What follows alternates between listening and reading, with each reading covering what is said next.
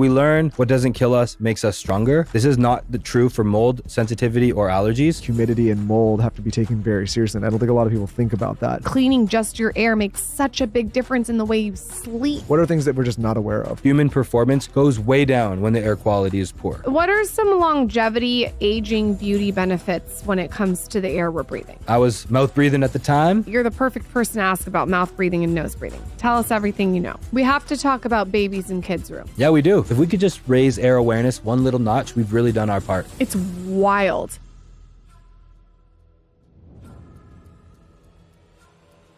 You know, I should have kept my shorts on. Yeah, you should have put your shorts on so we could get a full ball shot.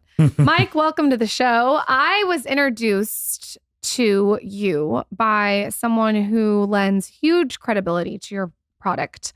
So Ryan from Test My Home came to our house and he spent the entire day testing our entire house. I think it was like 2 days. Yeah, it was a long time for mold, EMF, air quality, all the things.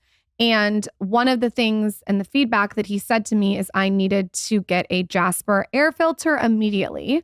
And he hooked me up with one and I've never looked back. It's the best air filter on the planet, but it's also so beautiful. I think of it like almost a piece of furniture.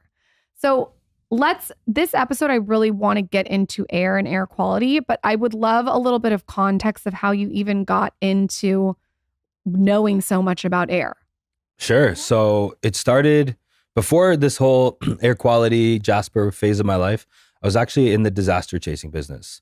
So floods, fires, hurricanes, hailstorms, natural disasters. So I was the guy who California's on fire, Houston has a hurricane, things like this. I would fly to natural disasters and then rebuild and restore and clean homes after the biggest catastrophe. So we weren't like that regular mold removal company that you call when there's a sink leak. We were the guys who would go to catastrophic events.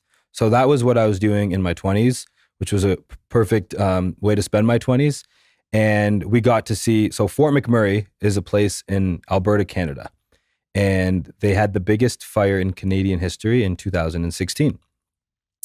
And I'm talking bad, 3,000, 4,000 homes burnt. But what people don't realize, it's not just the wildfire smoke. When thousands of homes burn, every WD-40, every jar of paint, every factory, every car, when you would drive through communities, all you would see is chimney stacks, ash and chimney stacks, because that's the only thing that can withstand the fire and the extreme heat. So all 100,000 people who lived in Fort McMurray got evacuated. No one died. That's good. They were evacuated for a month. Why a month? Because literally the air quality after wildfires can stay bad for months. So after a month is when they were allowed to start coming back in. In fact, actually a month is when we were allowed to go in to start working. Some of them stayed away a lot longer. So I was cleaning up these heavily smoke damaged homes. And most of these homes didn't see fire. They were a mile from fire, but the entire homes were just drenched in toxic smoke.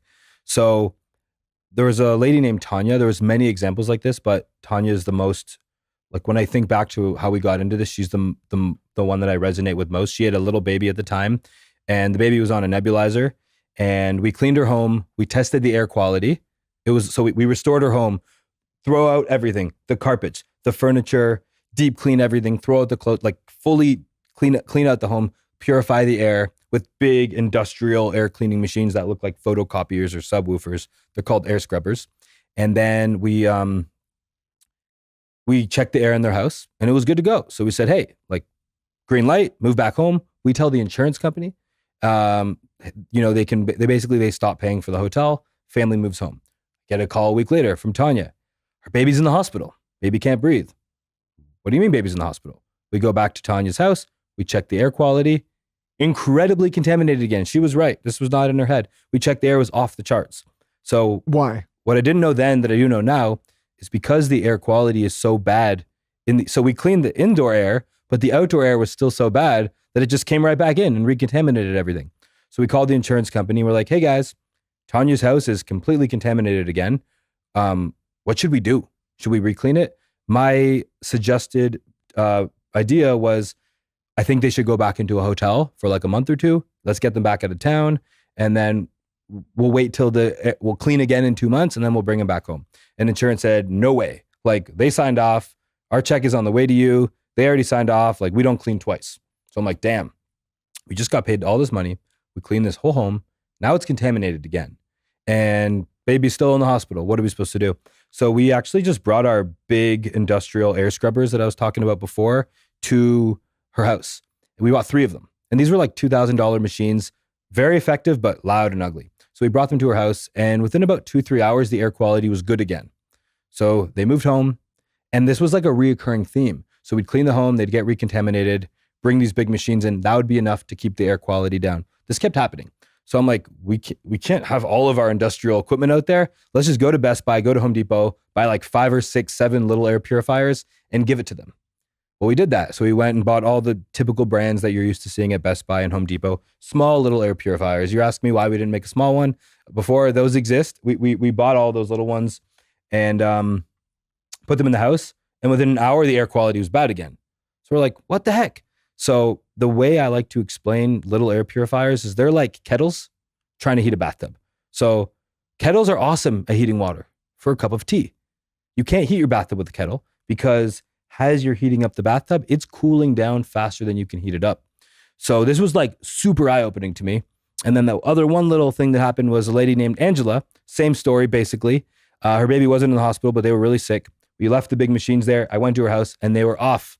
Like, Angela, why are these things off? She's like, I know, Mike. I know. I'm sorry. But they're really loud and they're really ugly. She's like, I just couldn't take the noise. So this was like a big aha moment for me. So the reason I got into the Jaspr journey stemmed from being in the restoration space, seeing how ineffective these little kettles were. And my entire vision was just to create a product that was good for wildfire smoke. I wasn't thinking about allergies or doctors or asthma. It was just supposed to be the world's best air purifier for wildfire smoke. So the journey started by being the disaster restoration guy, very reactive, not proactive. And then I'm like, this is silly. All this work, all these millions and billions insurance companies are paying to not even get the job done. And then in the West Coast, the smoke's always there and no one even knows. So this was kind of the beginning of the air awareness, air quality journey. Before we dive super deep into the products and how you came to create the Jaspr and all that, what are basic things people aren't realizing about just their normal air quality? Someone that's never had an air purifier in the house, doesn't think about this at all. Just, hey, I'm feeling good. I don't notice. Like, what are things that we're just not aware of? So there's 2 basic buckets to think of. And like, we'll leave wildfire smoke alone for a sec. You have outdoor pollution and you have indoor pollution. So outdoor pollution could be mold, allergies, fumes from cars, your neighbor across the street who's doing a bathroom renovation and they're cutting their drywall. A lot of that gets in your house too. So you have outdoor pollution, which is any of the pollutants that originate outside. And then you have indoor pollution. This is all the stuff that Ryan was testing for. This is also mold. It's also VOCs, chemicals, every shower products, skincare products, insect parts, pet dander, cooking, pet dander. So you have the outdoor pollution, you have the indoor pollution. When you're outside, the reason you don't see dust outside and you generally, the air is, you know that you're like, I just want to go outside. It's stuffy inside. I just want to go outside and get a breath of fresh air. That's not like some special